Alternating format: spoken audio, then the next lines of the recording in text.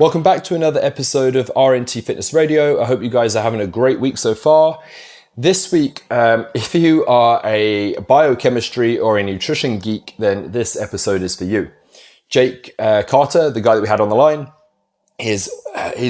truly is like a wealth of experience. I mean, it's easy for people online to come across very clever because they can sit with a textbook while they're writing their fancy Instagram posts, or they can research stuff on Google when they're getting into their little sort of internet battles.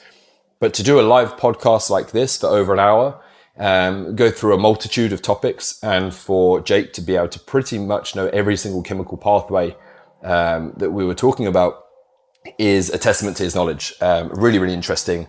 This one, we really go in on gut health. Now, as you're going to hear me say this at the beginning of the podcast, but I think that within our industry, sort of trends come and go. And one of the latest sort of cool things to be talking about for most trainers is gut health. So where Jake is a little bit different is that he's been studying this for longer than 6 years and he knows the subject inside out. He's been teaching this for a long time and he hasn't just jumped on the bandwagon. So of all the sort of current trainers that I know of talking about gut health, I really think that Jake's information has a lot of validity to it. So I hope you guys find this one useful. He does go quite in depth on certain areas, but we try and sort of pull it back and then put it into layman's terms. If there's anything that you are unsure about, feel free to reach out to any of us. And then what you might find interesting towards the end of the podcast is Jake actually performs sort of a mini assessment on me. So it's been said time and time again that my digestive system sucks. I struggle to get down food. And Jake and I sort of talk about my symptoms, what I'm presenting. He gives sort of some solutions as to how he thinks we can navigate around the problem. So for those of you that experience similar issues to me, I think this episode is going to be perfect for you. For those of you that don't have such a bad digestive system, some of the information and advice that Jake gives throughout is just going to be perfect. So I hope you enjoy. Let's go straight into it then. So you're building like quite the name for yourself amongst sort of other trainers in the industry and delivering seminars and whatnot.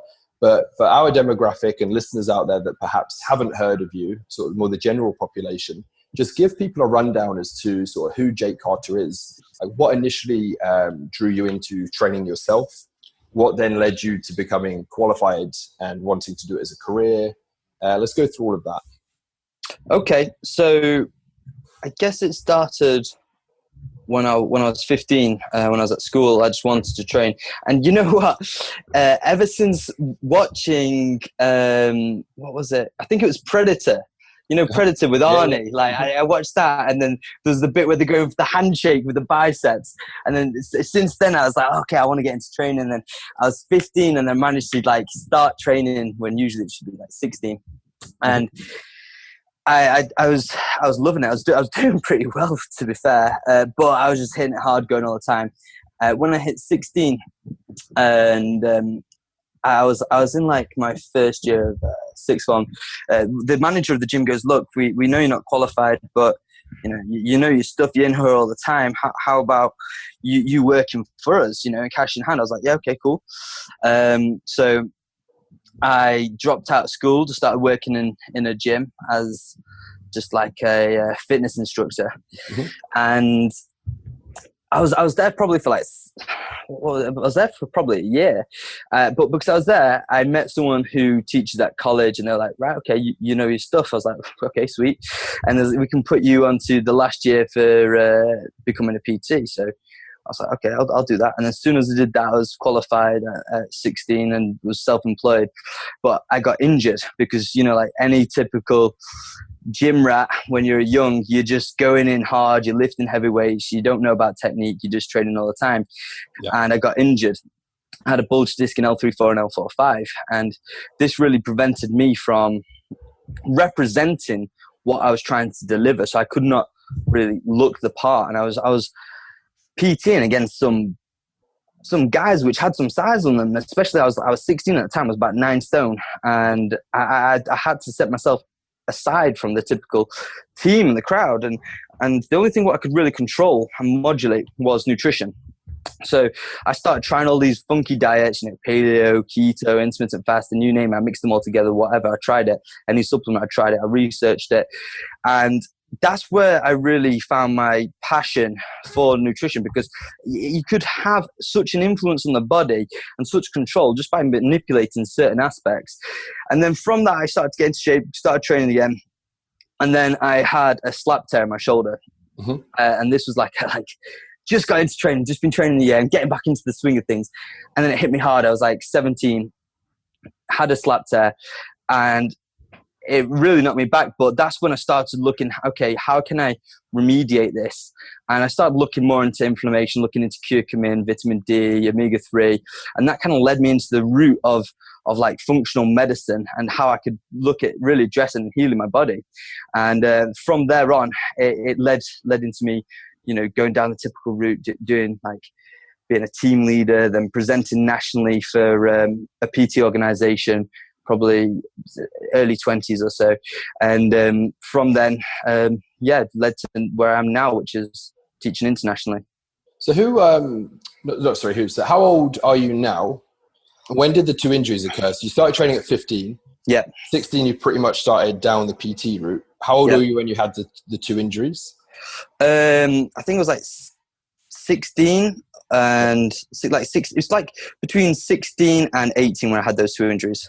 Okay. And then how long ago did you start going down the nutrition and sort of biochemistry route? From about 18. And how old are you now? 24. My birthday is actually next week, almost next week anyway, August the 6th. Oh, nice. Happy birthday for then. Thank you. So you've been really focusing and doubling down on the sort of biochemistry stuff for a good 6 years now. Yeah, if not more. Awesome. Cool. Yeah. I like that just because I like to just call a spade. People kind of get that on this podcast a lot. And as you well know, sort of within the industry, we get fads. So a while back, it was all about advanced biomechanics.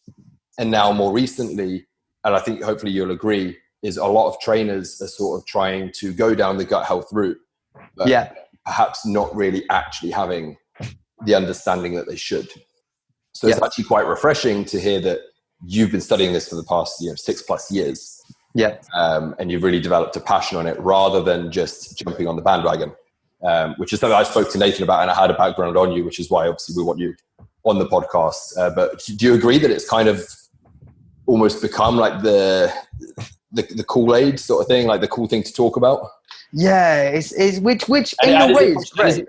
It must be kind of a double-edged sword for you, because on the one hand, gut health is starting to get the recognition that it requires, but on the other side of it, does it frustrate you a little that perhaps you've got some trainers that have big followings and maybe not quite as clued up or as experienced as they should be when it comes to talking about this sort of thing?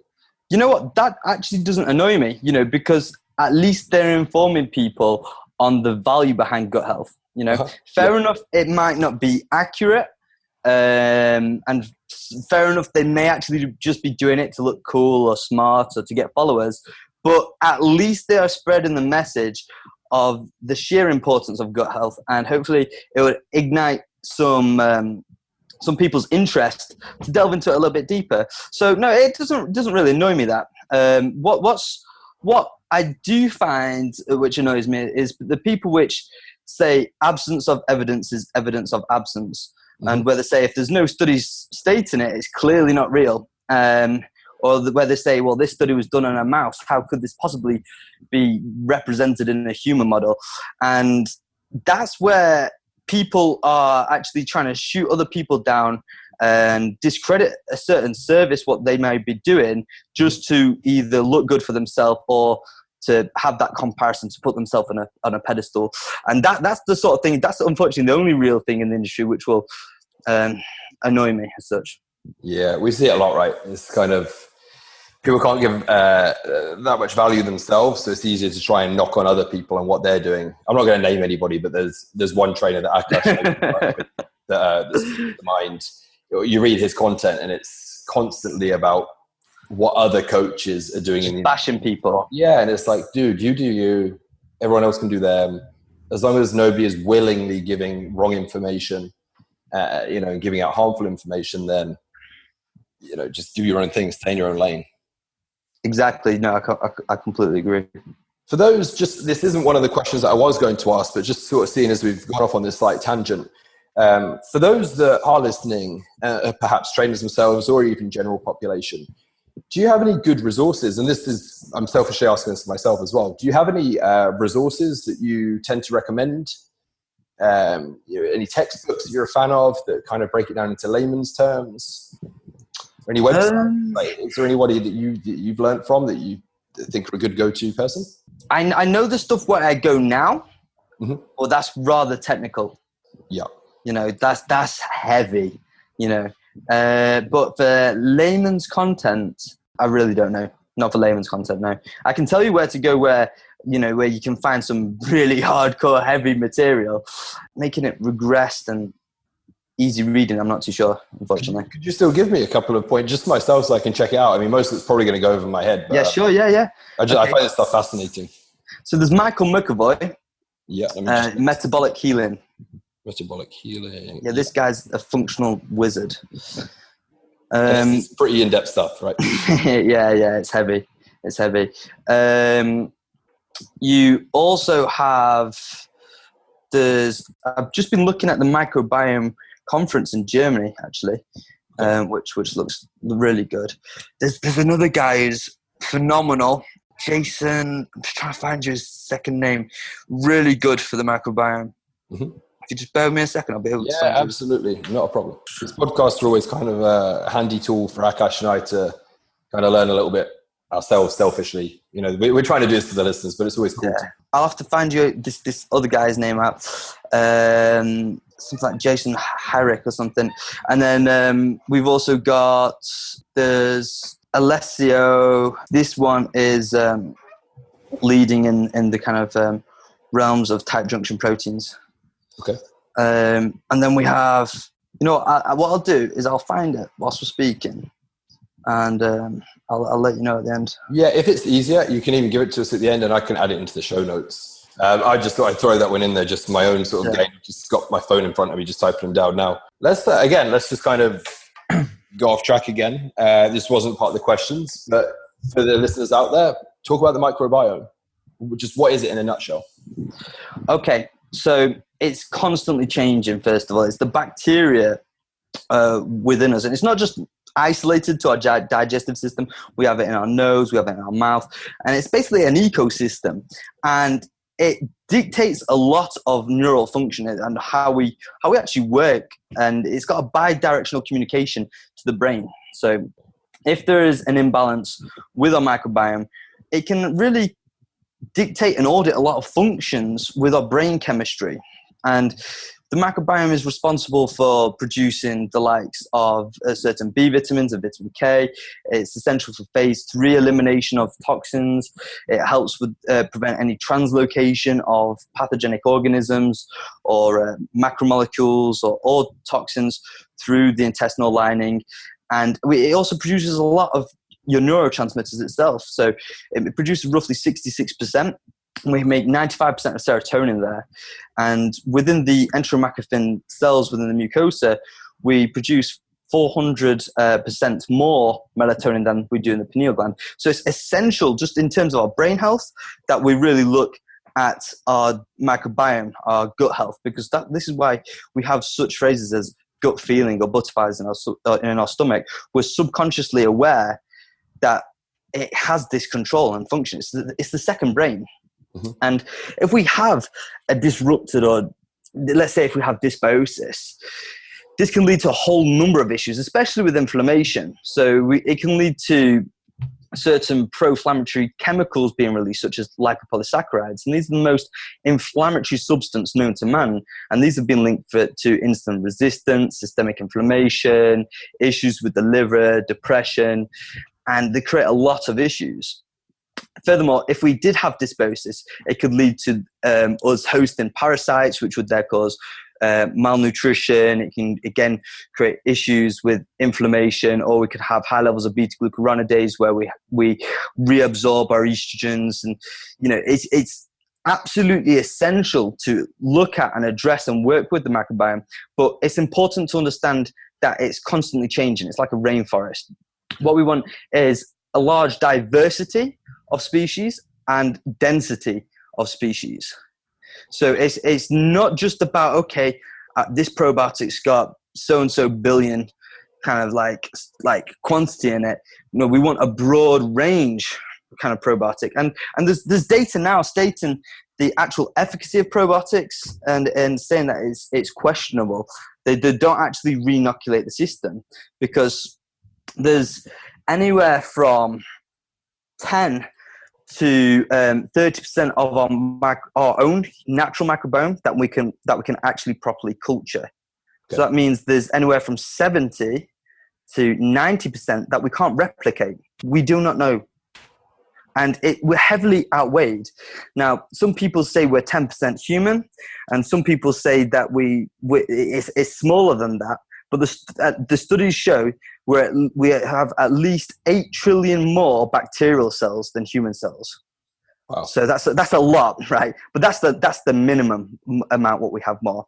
And okay. That's not the scary thing, because it's really the epigenetics what we should consider and work with. So the bacteria within our digestive system, these have genes, and the human gene pool is around 20,000 genes, whereas the bacterial genes ranges from anywhere from 2 to 20 million. So it's it's a lot more. And this is why if we are doing the wrong things and switching off good genes and switching on bad genes, that's going to be very detrimental to us. So it's not even about the species or the diversity or the density as such. It's even more about the actual epigenetics, the expression of the genes of the bacteria within us.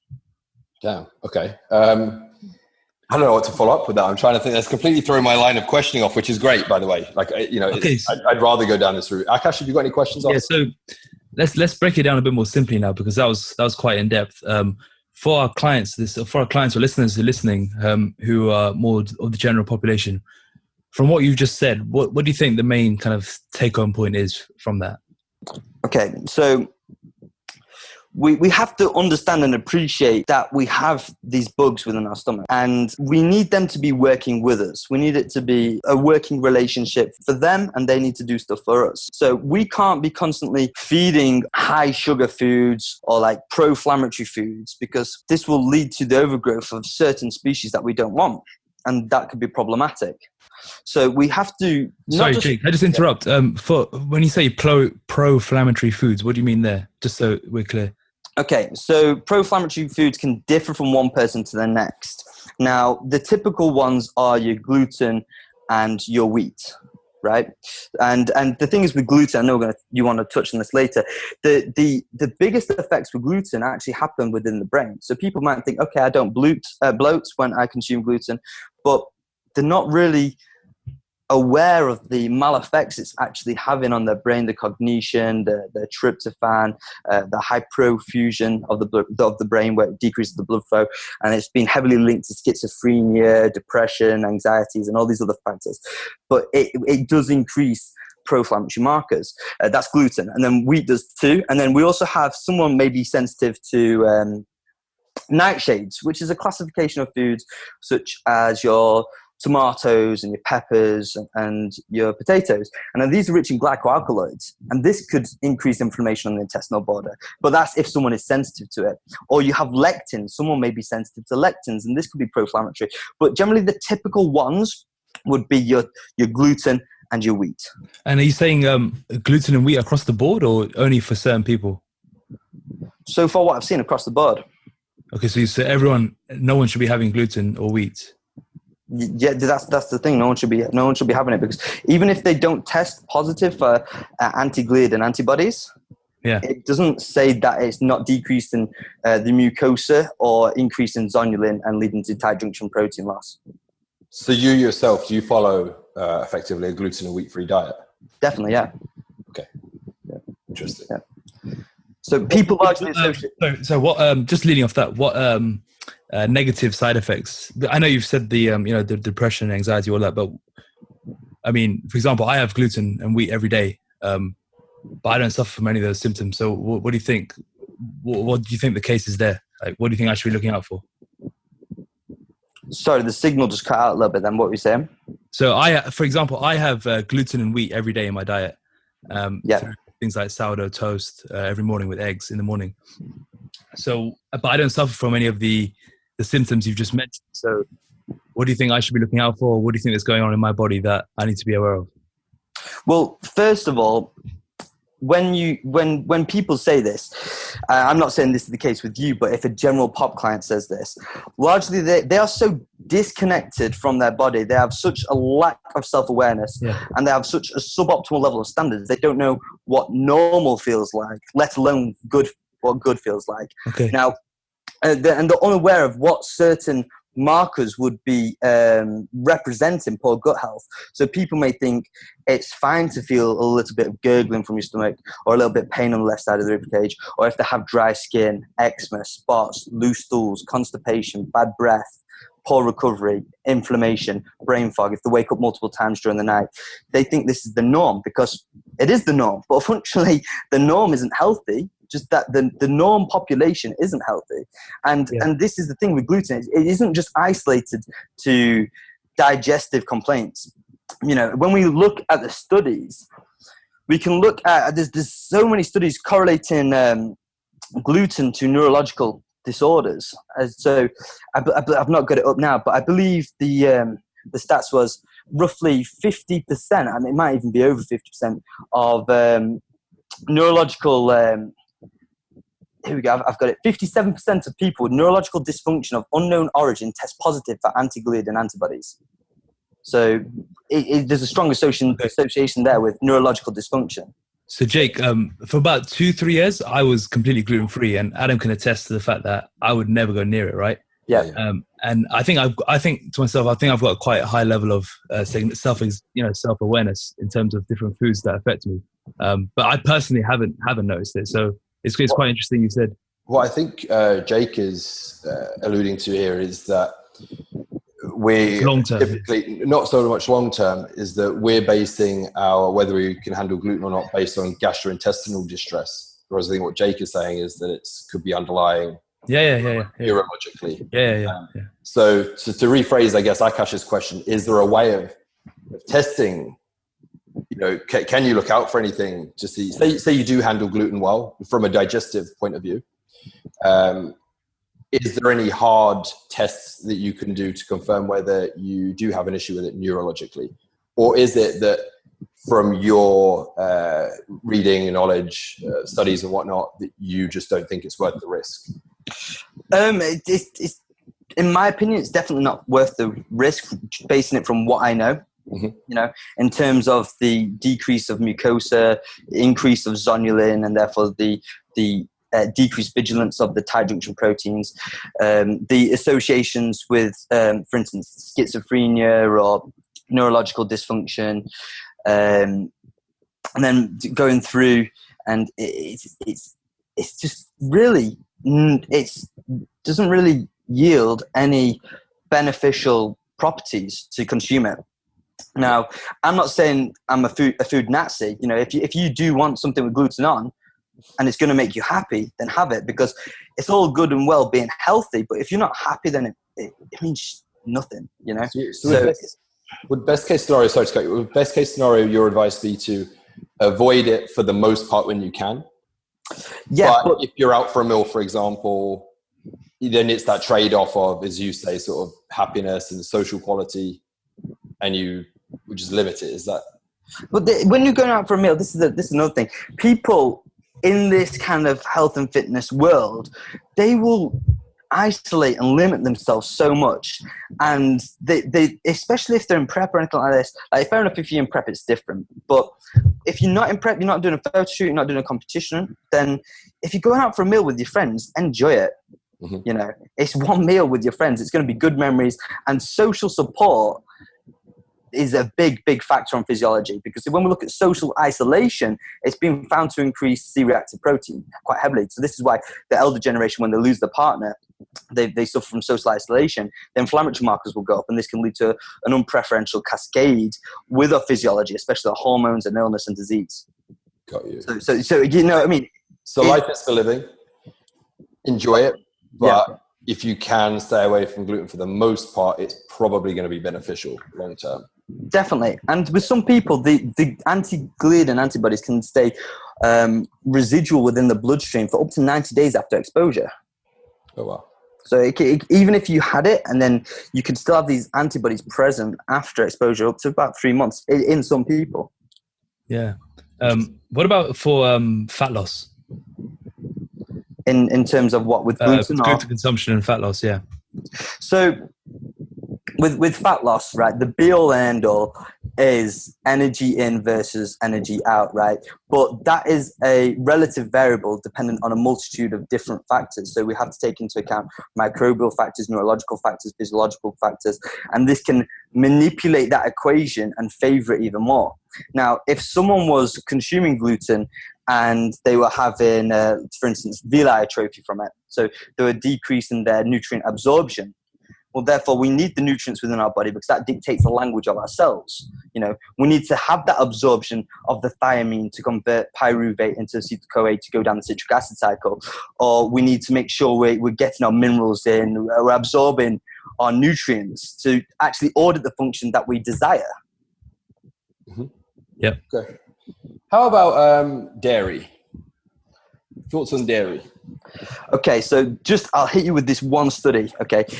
So in Japan, they found that daily consumption of dairy increased the risk factors for prostate cancer 20-fold. Oh, okay. Okay, so that's just that one alone. But then dairy's been directly associated to breast cancer, prostate cancer. When we actually look at dairy, we have a certain compound in it called messenger RNA, and this inhibits P53. Now, P53 is essential for apoptosis. So if we can't allow cell death, we are at an increased risk of cancer. And not just this, but these dairy cows, we're injecting them with estrogen. But the farmers want to make as much money and much profit as possible. So they'll inject the cows with estrogen so they lactate and they are artificially impregnated. And therefore we are accumulating all these estrogens from dairy. So it's got a high estrogen load. What's your preferred alternative to dairy sources? Somebody, they used to have in milk in their cereal and so on. Kefir, I mean, it's still dairy, but it contains beneficial bacterial strains, so kefir is going to be good. When we actually look at dairy as well, I mean, we can look at grass-fed raw milk, and it's a completely different profile to the commercial dairy what we get. Completely different profile. We'll have more CLA in it. We'll have more omega-3s. The calcium will be more absorbable. We'll have enzymes in which will help us degrade lactose. So that's going to be better. Or kefir will be good, or then we could even go down the route of having like coconut yogurt, which has certain specific strains like Lactobacillus plantarum. Okay, so in terms of like the raw milk and kefir, for example, would you say it's more to do with like modern farming methods as to why dairy is bad, as opposed to the product itself? Like if we took it straight from the cow, raw milk, potentially there's not so many harmful effects and actually some positives of the CLA and whatnot. So would you say it's a bigger byproduct of how we are now altering, I guess, the profile of it to make it last longer on the shelves, to give it that pure white color? Well, first of all, the large majority of us stop producing lactase, the enzyme what we use to break down lactose, the sugars in milk, after the age of 2, because we're not being breastfed anymore. And after that, we start using the bacteria, Lactobacillus species, to break down the lactose. So we start placing more stress on our digestive system. And it's not really essential for our body. We don't require it. We don't need it. And when we actually look at the calcium, we found that the highest level of dairy consumption was associated with the highest level of hip fractures. Oh, okay. Interesting. Yeah, out of interest, just another follow-up. I know it's a very generic question, but what are your thoughts on, like, are you more of a kind of a higher carb guy, low carb guy, high fat, low fat? everyone's completely individual. So I've got a client and he's pushing 1,000 grams of carbs a day. He's 111 kilos. For instance, I have a lot of carbs, but I mean, this is all dependent on your bile secretion, your genes, your DNA, your TCM. So for instance, with me, I don't respond well with fat. I've got an APOE4 gene, which stops me from utilizing saturated fat. On my TCM, my traditional Chinese medicine meridian line, my gallbladder is full of adhesions and knots. And then on my blood work, my bilirubin is high.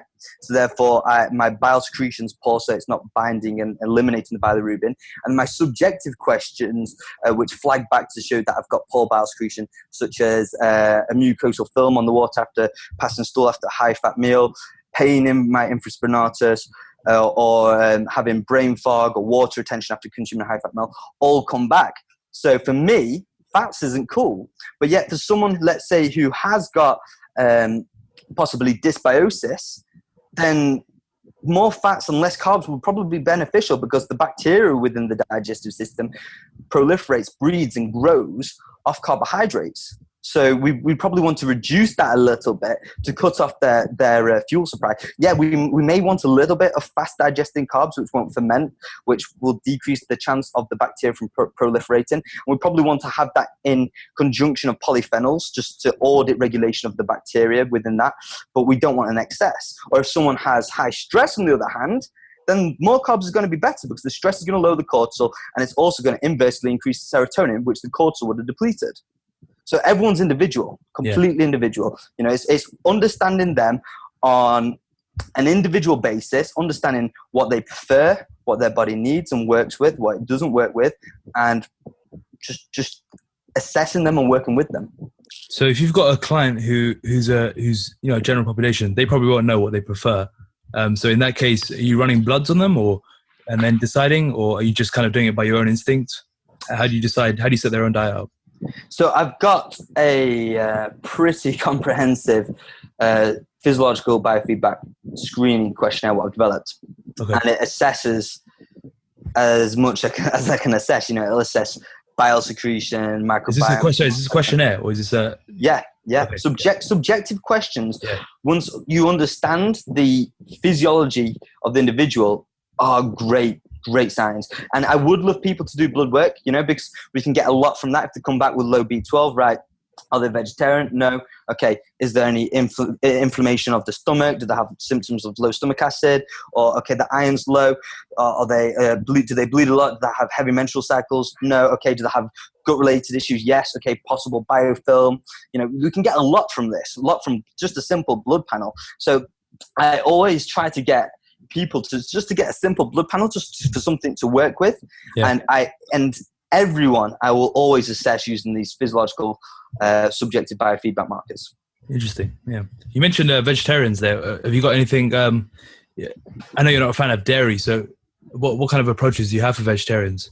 It's really hard work. So the thing is with vegetarians, right? When you look at the studies, they'll have like, well, let's look at phase 2 of the biotransformation pathway. Now, they're going to be insufficient. In Sorry, Jake. What do you mean by phase 2? Okay, so just I can see I catch his face then. He's like nodding, and he's like, wait, what? Okay.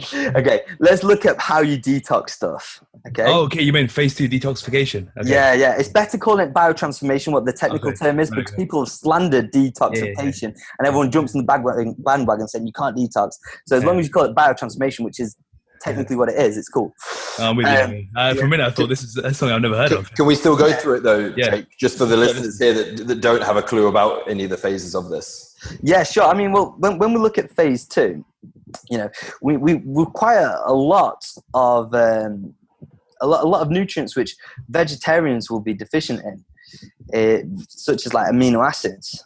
So we really we know that they're hindered there. I mean, you've got your glutamine, lysine, glycine, carnitine, taurine. These are all amino acids, and you have sulfur containing amino acids. And we look at, right, okay, where do we get sulfur containing amino acids from? And we have cysteine and we have methionine. Okay, what are they used for? Methylation. Okay, where do we get methionine predominantly? Meat. right? And methionine is converted into S-adenosylmethionine and then converted into homocysteine and donated with a methyl bond and recycled back. But we get that methionine from meat, and therefore vegetarians can have decreased methylation simply because of the decreased level of sulfur amino acids.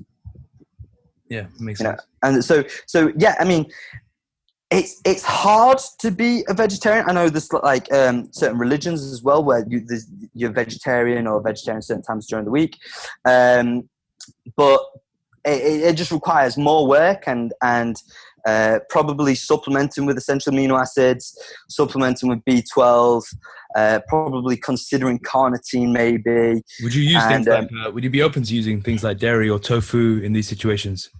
You know what? Yeah, I mean, in this situation, a small amount. I would probably use just a little bit.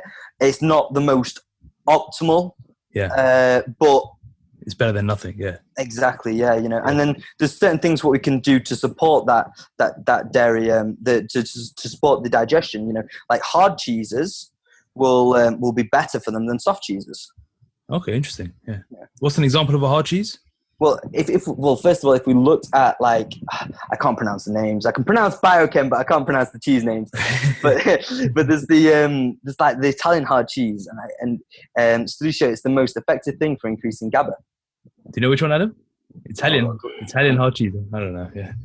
It's some posh name. We'll reference that one after the show. Put it in the show. That's interesting. Yeah. It's interesting, though, right? Jake, what you said that you yourself you eat predominantly carbs within your diet. You eat gluten free. What are your main carb sources that you tend to use? White rice and stuff like that, or? Yeah, I love white rice. I love black rice too. Really do love black rice. But I for me, white rice, coconut water, maple syrup, manuka honey. I'm getting ready for a photo shoot, so I'm pretty lean at the minute. But when I'm not doing that, gluten-free cereal is always a winner. Mm-hmm. Okay. Let's switch gears. As we spoke about on WhatsApp, my digestive system has always been pretty screwed. I think Akash, you could agree that since you've known me, it's like another animal living in there. Yeah, it's a good way of summing it up. I hadn't heard that one before. So we thought obviously it might be useful, Jake, for you to run a mini assessment on me and see if we can find out what's going on, how to get rid of it. Where do we start? Okay, so just in terms of your gut health. Yeah. Anything that you think the listeners are going to benefit from, it's going to benefit me. So just to give you some background information, I'd say my biggest symptom is I just have no appetite, which when I'm trying to add muscle, as I am now, is tough. I don't want to eat. When I diet, it's very handy. I never, as I've said before on podcasts many times, as Akash knows, when I diet, you'll never hear me really complain that I'm hungry. Maybe the first 7 to 10 days where I'm adjusting to reduce caloric intake, but after about a week, 10 days, I'm never hungry on a diet, which it feels good, obviously, but I doubt it is good. Yeah. As I think hunger is pretty quite important. But in the off season, I struggle to get food in. Even now, I've gone in the past up to over 5,500 calories a day. Right now, I'm trying to just eat 3,000 to 3,500, and I'm struggling. Okay. So yeah, any questions that you would go down? I'm cool with it. It'd be cool if I can maybe shed some light. Yeah. Okay. Sweet. Well, first of all, just talk me through your current nutrition. What you're eating on a day-to-day basis. Okay, so right now, and this is only starting sort of a few days ago because I've just come back from a week on holiday where obviously food is out of your control. I didn't eat shit, but it's cooked differently and you're in an all-inclusive resort, right? You're going to have the odd thing off plan. But right now, the diet is real simple. It's 3 whole eggs on 2 slices of toast in the morning. Then mid-morning, I've switched over now. I've got rid of whey out of the diet and I've now switched over to a vegan protein. So it's a blend of pea, brown rice, and hemp. Brilliant. What vegan protein is it? It's Awesome Supplements by Ben Kuma, which I didn't really want to have to say on air because I don't particularly want to promote the guy. Yeah. But I heard from quite a few people that his product, he's nailed it with the vegan protein. It tastes really good. It doesn't have that horrible gritty texture. So I actually ordered that, and the amino acid, with the combination of the 3 different ingredients in it, the taste is pretty good, to be fair. He's done a good job with that. So to listeners out here, basically, if you're going for a vegan protein, give the Awesome Supplements vegan protein a go. But personally, I don't endorse Ben Kuma as somebody to listen to and take advice from. I hate calling people out, but I have to put something on that. Lewis can edit it, don't worry. Yeah, Akash, if you think we should edit it, then just take that out. So vegan protein, I blend that with oats. So that's meal 2. Adam, don't you think it'd be probably better to go through what you normally eat? Like, or are you feeling the same symptoms on this? I'm feeling the same. Oh, you feel the same. Okay. Even like the repeating it and all that. I'm still repeating it. I'm still full all the time. So to recap quickly, so I'll talk you through it quickly. Meal 1, 3 whole eggs, 2 slices of toast. I struggle just to eat that meal. Like 3 whole eggs, I struggle to eat that. Meal 2, I blend up the vegan protein along with 100 grams of oats. Just drink that. Meal 3 is 200 grams of chicken, and then it's the goal was a pouch of microwave rice, which is probably the equivalent of like 100 grams of dry weight rice, and I can't even get that down. I struggle getting that. And then I train. Post-workout, I'll have 100 grams of Rice Krispies cereal, and I'll use coconut milk as the milk on that. And then I'll have another couple of scoops of vegan protein. Then my next meal will be repeating the chicken and rice meal. And then because I've been struggling to eat all of the volume of rice, I've been having half a pouch and then adding a cinnamon raisin bagel in with it to bump up the carb content of the meal. And then bed, I have 250 grams of 5% Greek yogurt. So I know that I definitely don't handle dairy well. However, Greek yogurt doesn't seem to affect me that much. But like if I go and like Akash has been there where I've gone to Costa and I've picked up, remember that time at the train station? I've thought like, I really running around the high street looking for a toilet. Yeah, like I know that I don't handle dairy well. But for some reason, if I have Greek yogurt, just say 250 grams of it, I'm not. I don't know whether it's still doing something. I don't know, and that's my daily diet at the moment. Okay. So just because you're not aware of it on a conscious level doesn't mean it's not happening on a subconscious or cellular level.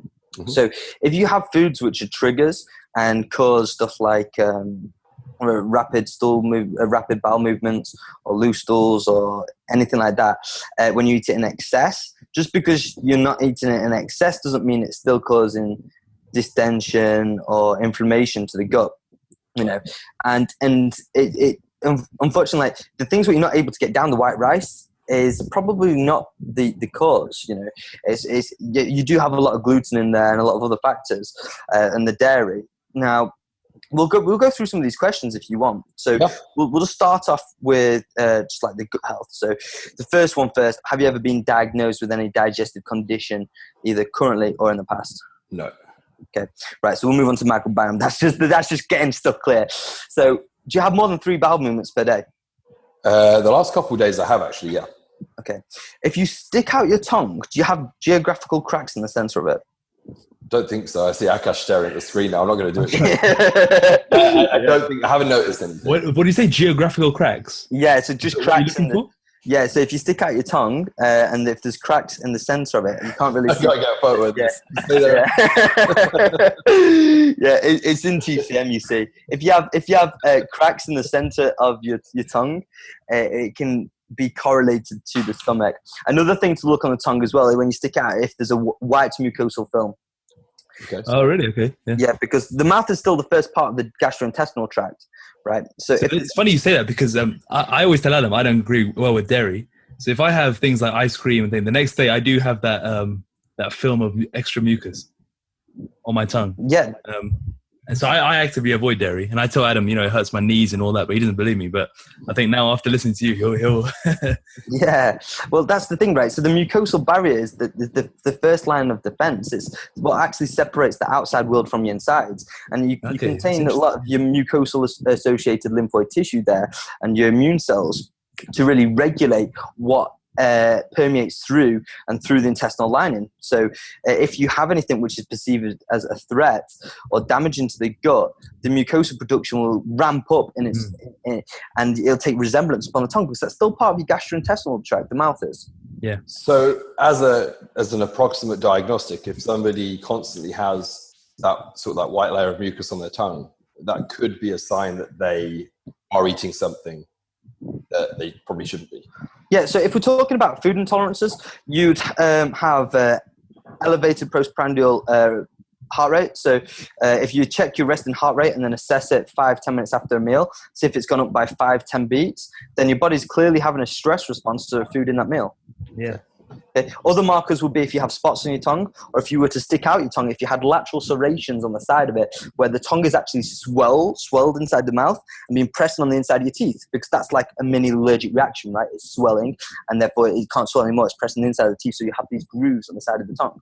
Okay. Okay, so, but they're just a couple of questions for the. We're going to get that mirror out in a minute. Go on, carry on. Okay, so next is, how many courses of antibiotics have you used in your lifetime? I genuinely do try and avoid it. But when I was younger, obviously having parents that aren't so educated with this, they would have had me on them. I would guess perhaps 5 or 6 maybe. Okay. Have you used antibiotics within the past 2 years? Once. Okay. Did you follow up with a course of probiotics? Well, this is the other thing. So whenever I use, the short answer is yes, VSL probiotics. Yeah. The downside to when I take VSL, and I don't know if this is just confusing me even further, my shit fucking stinks. Okay. When I use that stuff, like I used to be part of a co-working space, and maybe some of the guys are listening to this from there. I'd have to go home to take a shit because it was that embarrassing. Yeah. When I was using VSL, and I tell myself, like, it's just gonna be 5 days or so, my gut bacteria is just readjusting. Dude, like 3 weeks later, it's like radioactive. Yeah. Honestly. Well, you're probably sensitive to one of the species in there. Okay. So everyone's individual, and this is why we need to understand them. So it may not be the right probiotic for you, but however, probiotics are questionable now. But it would have been good to mitigate some of the damage done from the antibiotics. Right? Do you suffer from loose stools? Only if I eat something that I know is going to screw me. So if I go and have a Five Guys followed by the peanut butter milkshake, I know that it's going to go straight through. Like we're talking 15, 20 minutes, it's straight through me. Typically, I wouldn't say I suffer from loose stools usually. Okay. Do you pass gas daily? Oh, yes. Okay. Do you bloat in the evening? Yep. Do you bloat after carbs? Well, I have carbs at every meal, so it's really tough to. I haven't done sort of protein and fat meals for a while, so yeah, possibly yes. Okay. Do you crave sugars excessively? I wouldn't say excessively, no. Okay. Do you suffer from any belching?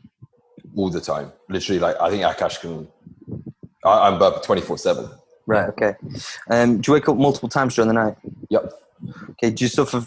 Do you have any fungal or bacterial infections such as athlete's foot? No. Okay. I've had in the past, like a few years back when I was working long hours in London and stuff like that between clients. Nothing. I don't suffer from frequently. So already there's quite a few signs and symptoms that you have markers of dysbiosis. So that would be something where I'd start to look at and address. But with you saying that you have this lack of appetite, I'm more interested in your stomach acid, because if you have low stomach acid, then we have poor sanitization of the contents of our stomach. So when we're consuming food, we can't really address any of the bacteria, and we can get this reinoculation of these pathogenic organisms, even if we hits it hard with antimicrobials time and time again, or even antibiotics. I had a client call yesterday, and he's just started up, and he was telling me how he's done like 5 different GI maps, and he always addresses the pathogenic organisms with antibiotics, antimicrobials. He'll get rid of them, but then he comes back. And this is a clear sign that he has low stomach acid, because he isn't able to kill the bacteria in the food. So it just keeps on, it's like a full circle, it keeps on happening again and again. Now, we'll go into this. So, do you suffer from any upper abdominal bloating? Yeah, I would say so, yeah. Okay, so already this is a clear sign that you have low stomach acid, and it's going through, passing through the duodenum into the small intestines, where it's basically sitting at the top of your stomach, and it's fermenting because it's undigested properly, and it's fermenting, producing gases. Would this be why I'm burping? I'm talking like from 9-10 o'clock in the morning through till I go to bed. I'm burping. Yeah, so I mean it's a big sign. Again, burping is strongly correlated to low stomach acid. Yeah. So we need the lower esophageal sphincter to close, and if we do not have adequate HCl, it doesn't close effectively. Another possibility for that not closing would be a deficiency in magnesium. Okay. So other questions would be, do you feel fullness immediately after meals or during meals? During, yeah. Yeah. Okay. You laugh at me when I eat, don't you, Akash? That I'm like a girl. Like I can barely finish a plate. Yeah. Okay. Okay. Do you find undigested food in your stool? No. Okay. Have you do you suffer from acid reflux at all? No. That's where you repeat and having like an acidic type burn. Yeah. No, I only ever had that once, and that was after I competed for the first time, and obviously binged on food. Yeah. I remember that back then, but no, it's not something I suffer from. Okay. Do you have vertical ridges in your fingernails? Let's have a look. No, not really. I mean, really faint, but nothing. Yeah, there won't be excessive. No, yeah, I can see small ridges. Yeah, vertically. Okay. Yeah. Okay. So you do have symptoms showing that you have low stomach acid.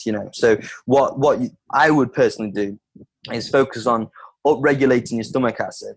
Mm-hmm. And first of all, gentian root is going to be good for your hunger. Let me just jot this down. Sorry. How are we spelling that? Just give me a... Gention. Now, this is also going to help stimulate the pretal cells to secrete stomach acid. Okay. I'd also look at taking some zinc carnosine to repair sweet. To repair the pretal cells, because that's what actually secretes the stomach acid. And I'd start doing some pickled ginger as well. So sweet, yeah. The doctor's best, is it? Yeah. Yeah, sweet. 2 of those. No, I take it with each meal. Oh, okay. Right. Okay. Just 1 with each meal. Yeah. Because what you want, right, is unfortunately we can't produce HCl without zinc, and we can't assimilate zinc without HCl. Right. Okay. Okay. So you're going to be taking HCl with your meal. Right. Yeah. Mm-hmm. And we need the zinc there with the HCl so we can absorb each other, So that's why you do it with each meal. Right. And yeah, we've got the gentian roots. I'd recommend Viridian digestive elixir for that one. Digestive elixir. Yeah. Yep. And then food-wise, how much protein are you consuming? Because we know that HCl is essential to convert pepsinogen to pepsin, which is a protein digestive enzyme. Okay, so previously I've gone up to ridiculous amounts of like 400 grams a day and so on. Right now I've brought it right down to 250 per day. Okay, so this is when you were at 400 grams a day. Yeah. I think this could have definitely been a thing which really damaged your stomach acid production. Okay. Yeah. Okay, so this is what I find as well. Like you got bodybuilders, they'll push the protein up through the fucking roof, mm-hmm. and it's burdening their stomach acidity, and it just trashes it, And then we don't break down the protein, and it converts to ammonia, and that ammonia will then disrupt our gut homeostasis. Got you. Okay. Okay, and other factors. So we've got so far your zinc carnosine, we've got your betaine HCl, we've got your gentian root. And we're going to start looking. Obviously, there's no clinical data saying that apple cider vinegar upregulates HCl, but it's anecdotal, so we'll put that in there. And then there's getting some ginger, chopping that up, and then squeezing some fresh lemon on it and leaving it in the fridge and eating that first thing in the morning. That's going to be great for upregulating your HCl. Ginger soaked in lemon juice. Yeah. Overnight. Now, how does that taste? It's all right, It's all right. Okay. Perfect. Yeah. Now, another thing is we have to be conscious that we have poor chemical digestion. So what can we control? Okay. Mechanical digestion. So the more you chew your food, the less your stomach acid has to work and the less burden we place it under. Mm-hmm. So when we look at studies, we found that chewing your food 40 times increases more GLP-1, cholecystic kinin, PYY, and it actually decreases ghrelin. So it's essential for your gut health. And the cholecystic kinin is going to help with pancreatic enzyme release and bile release. And when we chew our food, we're mixing the amylase and sucrase from our saliva to help break down the carbohydrates. And we're breaking down that to a particle size, so it's easier for the chemical digestion, because your chemical digestion is not great. Mm-hmm. Now, one of the factors why you're probably suffering from dysbiosis, excluding the consumption of gluten or the dairy, would be the decreased ability to actually break down the food. So you have what we presume as having a low HCl. So this will lead to the food sitting in the intestines, fermenting, and this allows the bacteria to reproduce and grow further. Yep. So this is why we need to really address the HCl in conjunction with addressing the bacteria within the stomach. And a big symptom of having poor HCl is poor appetite. Yep. Because our body isn't going to want foods and crave food if you don't have the ability to actually use it and break it down. Makes sense. Yeah. So they're the kind of typical factors for your HCl. Now, we have to be considerate of two things.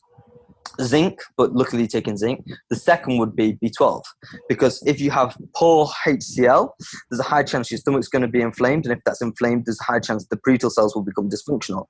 Now, the parietal cells secrete intrinsic factor. Now, this protects B12 from digestion, and it also attaches itself and binds to the surface of the ileum for the absorption of B12. So if you do have low stomach acid, if you did some blood work and find that your B12 was low, again, it would be another sign which would correlate to it. Now, if you have low B12, we need that B12 to help break down carbohydrates into glucose. We also need it to support methylation. Mm-hmm. Now, your methylation may be impaired because you might not actually be absorbing B12. And methylation isn't just about eliminating toxins. It's about producing coenzyme Q10, creatine. It's about producing phosphatidylcholine, which is used on the cellular membranes. It helps with the coating of the nerves. It helps with the production of dopamine or serotonin. It's essential for many other factors within the body. And all these systems could potentially be impaired if you do have low B12. So if that was the case, if you did some blood work and your B12 was low, it would be beneficial for you to take Douglas Labs B12 with intrinsic factor. Something like Douglas Labs B12 with intrinsic. Mm-hmm. Okay. Now, certain practices we can also look at to prevent any suppression of your HCl. So we know that if you are in a state of sympathetic dominance, the stress will decrease your stomach acid production, because the sympathetic nervous system is governed by norepinephrine. The parasympathetic nervous system is governed by acetylcholine. Now, acetylcholine also helps stimulate the vagus nerve, which is essential for stimulating the parietal cells to produce HCl. And it's also acetylcholine itself works on the parietal cells to secrete HCl as well. But yet, if we are in a state of sympathetic dominance, we're not in the parasympathetic state, and therefore our HCl is going to be diminished. So we want to promote as much relaxation and mindfulness as possible. So diaphragmatic breathing, so breathing through the nose, preferably with your eyes closed, pushing your diaphragm, the trunk out sideways and forward, so we're shunting blood to the digestive organs, and breathing through your nose will help stimulate the parasympathetic response. We could probably listen to some delta stimulating binaural beats in the evening, making sure that you don't eat where you do your work. So if where you're sitting now, if this is where you eat, your body's going to be adapted to its environment, and have this a stimuli for arousal, and it's going to put you in a shift towards sympathetic dominance, decrease the body's ability to digest and assimilate food. So having separate eating zones and work zones is going to be key. Okay. That's just HCl, right? Now, if we're talking about the microbiome, because there's clear symptoms showing that you have this bloating and these gases produced within your stomach, hence the belching and the flatulence, the noise is what you have within that. We have to be really considerate of the carbohydrates what we're feeding. So, you're a bodybuilder, you know, we don't want to cut carbs out, so we're going to go more fast carbs, white rice, because it's easily digested. It's not going to sit there and ferment. And stuff like maple syrup or Manuka honey are going to be great, for regulating microbial control. Now, polyphenols are also going to be key. Now, polyphenols are usually found in the pulp, rind, and skin of fruit. They're there to poison any bugs which try to go to the center of the fruit to get to the sugars. Mm-hmm. Okay, so it's a protective mechanism what the fruit has. So if you start eating the pulp, rind, and skin of fruit, such as like pomegranates and other things like this, mm-hmm. it's going to help you audit the homeostasis of the bacteria within your gut. Okay. Now, utilizing more coconut oil is going to be great because coconut oil is antimicrobial. It's got monolaurine, lauric acid, and caprylic acid inside. Having fresh oregano is also going to be really good for you too. I've actually got spoken to Chris Knott, and he's recommended oregano oil capsules as well. Yeah. So the oregano oil is great. I always try to do it as much through food as possible. Mm-hmm. And the thing is, with bacteria, each bacteria is reactive to different antimicrobials. Now, what has stronger efficacy than the oil of oregano is usually berberine. Mm-hmm. Okay, or there's a particular product called UV URSI. Okay, UVA space URSI. Now this is really good, but the unfortunate thing, we don't really know what we're fighting against until we do a stool test. Right. Yeah. But there's common practices such as making sure we're having faster digesting carbs that doesn't ferment, having more polyphenols. Probably avoiding fermented foods for now because you clearly have some bad bacteria within your digestive system, and feeding it fermented food will just lead to the further growth of this. Implementing more coconut, fresh oregano, these are going to be key. Yeah. Another thing would be to there's possibly on your rest days you could space meals 5 to 6 hours apart to stimulate the migrating motor complex, and this can help with the control and regulation of the bacteria within the gut too. So it would be almost like a fasting type thing. Yeah, fasting also works too for it. Yeah, so on rest days, 2 rest days per week, space. Yeah, longer between meals. And especially with you, so you clearly have decreased ability to digest your food because of the bloating and the poor appetite. So the longer you leave it before and after training, it's going to be more beneficial for you too. Because if you just hit a big session, you've got all this occlusion of blood inside your muscles. You've got elevated stress chemicals like histamine, cortisol, adrenocortico releasing hormone, or norepinephrine. These are all high, and these will promote intestinal permeability. Mm-hmm. So if you've already got poor gut health, and then you've already got a poor ability to digest food, and you have your post-workout meal straight after the gym when all the blood's not even in the digestive organs anyway, they're in the muscles, that's probably going to be placing more stress on the body. And it's probably going to be leading further down the line of having more gut-related issues. Interesting. So spacing it a little bit further apart, making sure you have the intra-workout if you're doing that, and leaving it at least 60 minutes after. Or if you don't want to leave it that long, then you could focus on more of that relaxation, what we talked about, guided meditation, headspace, probably some gut smashing, some fascial abrasion techniques in the midsection, some yoga, like cat and dogs, or a downward dog's going to be great just to get the blood flow to the organs there, and making sure your rest and heart rates drop below 70 beats per minute before consuming your post-workout meals, also going to be beneficial. Okay. Love to see Adam do a downward dog. I'll film it. Interesting. So I've got the list of supplements that you've recommended. Made a note of as well more fruits. Things like berries and stuff, are they okay? Like blueberries, strawberries, raspberries? Yep. So what I would recommend if you do suffer from this bloating is look at FODMAPs and try to temporarily remove them. Now, you don't want to fully remove them because full exclusion of FODMAPs will eventually lead to extinction of bifidobacterium. Now, bifidobacterium is a species within the gut which is essential for increasing GABA. Okay. And it's essential anyway because it helps produce short-chain fatty acids and other factors too. But we're temporarily removing it just so we can regain some control and have some improvements with our gut health will be beneficial. Perfect. Yeah. So just to re-go over something you mentioned earlier about probiotics as well. So for listeners listening to this, would you say you would prefer prebiotics over probiotics? I'd prefer fermented foods and prebiotics and polyphenols and fiber. Yeah, definitely. Okay. But for me right now, you would probably stay clear of the fermented foods. Certainly, because you've basically got this war going on inside your GI tract. Yeah. And if you put some fermented foods in, you're not in the ability, you're not in that like the capability to actually utilize that bacteria because you have potentially harmful bacteria there. Okay. So would that be excluding kefir or kefir? Yeah, I would for now. Yeah. Wait. Lots to think about then. So carry on. So yeah, I was going to say, with you having the low HCl and the bloating, distension, poor appetite, I'd also be considerate and if you do suffer from any histamine reactions. So if you do a 3-finger scratch test and scratch your stomach 3 times and wait 20 seconds, yeah, and then if you see if red lines appear. Yeah, I can see them appearing already. Okay, so clearly you didn't scratch your stomach hard enough to warrant an inflammatory response, right? But your body's in a state of perceived stress, okay? So it's on self-defense mode. And this inflammation here could be potentially correlated to an excess of histamine, which is also a pro-inflammatory chemical within the body. It's not just a pro-inflammatory chemical, it's a neurotransmitter.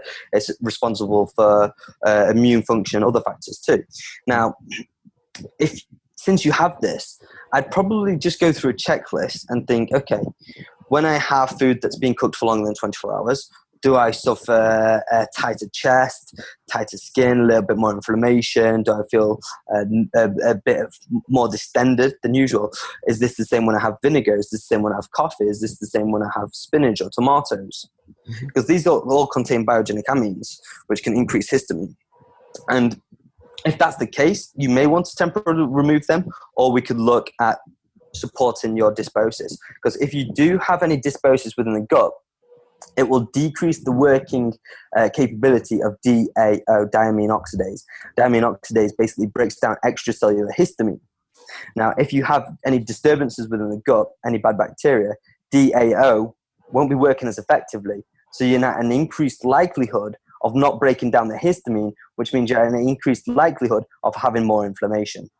So once you regain control of your bacteria, you have better control of the histamine, which means then you can probably start having those foods a little bit more. But if you have stuff like smoked fish, mackerel, coffee, spinach, tomatoes, vinegar on a daily basis, probably try to reduce it and see if you get improvements too. Again, these are all subjective and it's not definitive because we've not done any lab work, but these are just functional tests. Another test for you to do is the baking soda challenge test. So if you get a 1/4 teaspoon of baking soda, put it in some water, drink it, and see how long it takes you to burp. If you burp within 2 to 3 minutes, you're cool. If you don't burp or you burp much after the 3-minute mark, then it's a possible correlation that you have low HCl. Right, okay. Give that one a try as well then. Yeah. Interesting stuff. Akash, anything that you want to add to that? No, I mean, it was all pretty comprehensive. The only question I had was one for clients is, when a diet starts kicking in, the carbs go a bit lower and constipation occurs. What tips do you have for that? Diaphragmatic breathing is going to be great. That's going to be really good because constipation can be from a lack of fiber and it can be from too much stress. So diaphragmatic breathing, getting blood flow to the digestive organs, just so we can regulate that peristalsis is going to be great. Making sure that they do have fiber within their diet. So flaxseed is also another good one. And if they are if they suffer from severe constipation, some studies support it. Some people are now saying it doesn't really matter the chelate bond, but magnesium citrate can also help too. Okay, interesting. Awesome. So just to recap, if people are listening in on this and they sort of can resonate and they're nodding along with the symptoms that I was presenting, give us like the 3 biggest take-home points. So everything that you've just told me, if we were to sum that up for the listener, if they're listening, what would be the 3 biggest things that you think that they should do? Okay, so first of all, I would say try removing gluten, wheat, dairy, and don't just remove it for 2 weeks. We have to remove it for 3 months. Okay, because like for instance, with the beta-caseomorphins within dairy, they can permeate through the blood-brain barrier and they can stay within our body for at least 8 weeks after consumption. So just removing food for 2 weeks isn't going to cut it. Yeah, fair enough, the lactose will be gone, but the beta-caseomorphins won't be. So probably try removing it for a minimum of 2 to 3 months and monitor symptoms not just associated to your gut health, but your well-being in terms of your energy, your sleep, your stress tolerance, your cognition, and all these other factors which aren't directly associated to the gut, but the gut will control. That's step number 1. Step number 2, make sure you chew your food. Because if you don't chew your food, you have these macromolecules, these large food particles, which are going to place burden on your chemical digestion, and there's an increased likelihood it's either going to sit in your digestive system and ferment, which allows opportunity for the bad bacteria to grow, or it'll permeate through the gut lining and be classed as what we know as leaky gut or intestinal permeability and result in systemic inflammation. And then the third one, make sure we have an array of different colored fruits so we can get those polyphenols in, eat the pulp around the skin, get plenty of fiber, and if we don't suffer from any digestive issues, fermented food is going to be cool. Perfect. Awesome. And let's go 3 key supplements for digestive health for the average person. Ooh. I know typically this is very tailored, supplements that you've given me, but do you see like commonalities across most people where it's a safe bet that this supplement is probably going to do more benefit than harm? Okay, yeah, cool. So, this one could potentially do harm if someone has a lack of mucosa within the stomach, but HCl.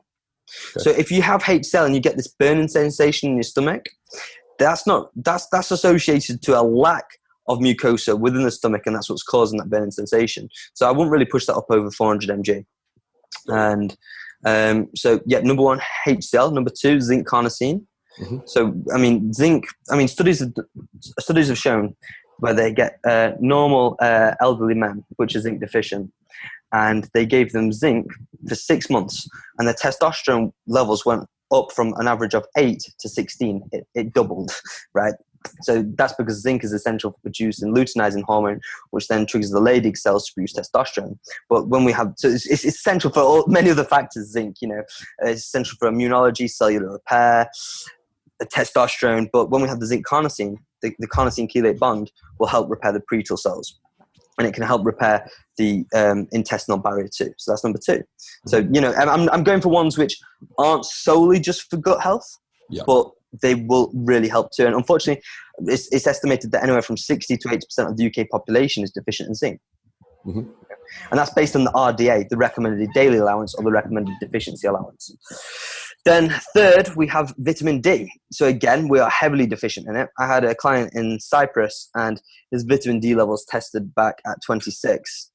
I personally like this at 80 to 120. Mm-hmm. Now, vitamin D, as we know, it's essential for everything practically. It will help reduce cyclooxygenase type 2 expression, so therefore we won't have too much inflammation within our body.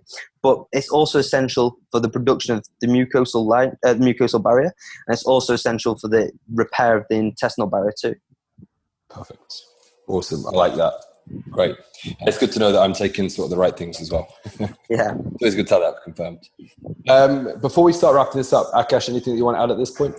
No, I think it's been it's a lot of information here for people to digest. And it's a great one. Hey. Pun intended. Yeah. Yeah, I like that. Very good. I was a bit slow there. That brain fog from the gluten. It is. So Jake, two things. First one is talk us through the courses that you've been delivering. Who are they aimed at? Who would benefit for them? What sort of content are you going through? And then how can people book onto them? Okay, awesome. So I'm module 1 is gut health, and I go quite in on everything, what I know about gut health, and I'll always go through subjective measures like we talked about today, so it's usable for anyone and they can do it remotely as well, so it's beneficial for every trainer there. I'll go through protocols, I'll also go through blood work and lab work too, because I think that's essential, and the theory and the mechanisms behind certain functions and also the benefits, so that's module 1. And then module 2, which I've not released yet, but that's on HPA dysfunction, sleep and brain biochemistry. Awesome. So stress and sleep and the neurotransmitters. And the seminars, what I've got lined up currently, we have Bristol on the 1st of September, and that's gut health. Then the 13th and the 14th in Belgium is the physiological prerequisites of hypertrophy. So that's not on functional nutrition. Well, it's on functional nutrition, but it's not on this series. And then on the 19th and 20th of October, I have Dubai, and that's where I'm doing module 1 and module 2. Mm-hmm. And then on the 11th of November, I'm in London doing module 2. Awesome. Where's the best place for people to go to find out about you and just sort of follow your stuff personally? And then also, what's the best way about them if they want to book onto that London course, for example? Fantastic. Yeah, so the best way currently is through Instagram. I'm redoing my site as we speak. And either direct message through Instagram or email coachjakecarter@gmail.com. Perfect. Awesome. Let's just head into a couple of rapid fire questions quickly. So, you're actually on a dieting phase at the moment for a photo shoot, right? Yep. So, if you push yourself hard enough that you felt that you warranted a cheat meal or a free meal, should we call it? What is your go-to meal? Sushi. I absolutely fucking love it. Perfect. I like that. I'm on board with that. Favorite holiday destination? Ooh. Can I give a few? You go for it, because I'm all ears to these. I want okay. to talk more. So this is yeah. Well, that's it, right? I'm looking to see where I'm going to go for my birthday in like 2 weeks. But yeah, for me, I love Amsterdam. I think it's a beautiful place, really nice. I also think Mykonos is very beautiful too. Yeah, I still haven't checked that out yet. Oh, it's incredible. I'd say those two are definitely up there, and then I don't know who's got number 3 in the countries. No problem. Have you been to Dubai before? No, I've not. I think you'll like that as well. So that's probably going to be number 3 then, yeah. It could well be. Yeah. And finally, who should we have on our podcast next? Dr. Carrie Jones. Let me jot that down. Yeah. Dr. Carrie Jones. Great. We shall reach out to her. Amazing. Jake, thank you so much for this. This has been awesome, both in terms of the information that you've given for the listeners, but then selfishly for myself, going through this and sort of working out a few bits perhaps where I'm going wrong, and then also the advice on helping to sort of build my stomach acid back up. I shall be actioning this, and I'll let you know how I get on with it. Brilliant. Yeah, definitely stay in touch and keep me updated. Yeah, will do. Thank you. Thanks a lot. This episode will go out, I think it'll be about a week today almost, right? Yeah. Yeah, great. So we'll send you all the socials and everything. Awesome. Thank you so much for this great opportunity. I really enjoyed it. Thanks so much, Jake. To the listeners here, if you've enjoyed today's episode with Jake Carter, then please share it with your friends and drop a review if you've enjoyed it. We can also find us on Instagram at Akash Vagela, or at Adam Haley with the number 1 at the end, or at RNT_fitness. And for more education, please visit www.rntfitness.co.uk. Thanks for listening.